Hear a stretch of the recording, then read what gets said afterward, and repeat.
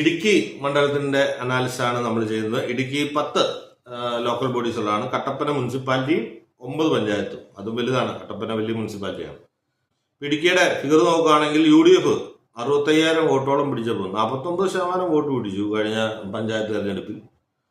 LDF 40,000 vote, വളരെയധികം കുറഞ്ഞു, 31% ഉള്ളൂ.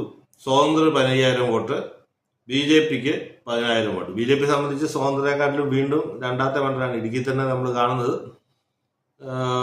സ്വതന്ത്രരെക്കാട്ടിലും വോട്ടാണ് കുറവാണ് രാജ്യം ഭരിക്കുന്ന പാർട്ടിക്ക്. അപ്പോൾ എന്തായാലും അത് BJPക്കാർ സീരിയസ് ആയിട്ട് ചിന്തിക്കേണ്ടതാണ്.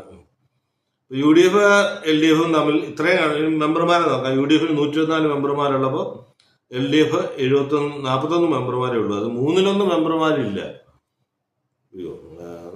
പിന്നെ അത് സ്വതന്ത്രം 9 പേരുണ്ട്. NDA BJP 7 മെമ്പർമാരുണ്ട്. ഈ 10,000 വോട്ട് 7 മെമ്പർമാരുണ്ട്. അപ്പോൾ പോക്കറ്റുകളിൽ മാത്രമാണ് BJPയുടെ സ്വാധീനം.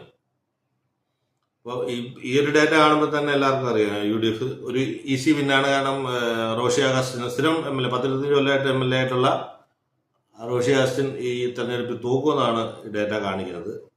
UDFിനൊരു കൺവിൻസിങ് വിൻ തന്നെ ഞാൻ പ്രതീക്ഷിക്കുന്നു. ഒരു നല്ലൊരു മാർജിനിൽ UDF ഈസി ആയിട്ട് ജയിക്കുമെന്നാണ് എൻ്റെ ഒരു അനാലിസിസ്.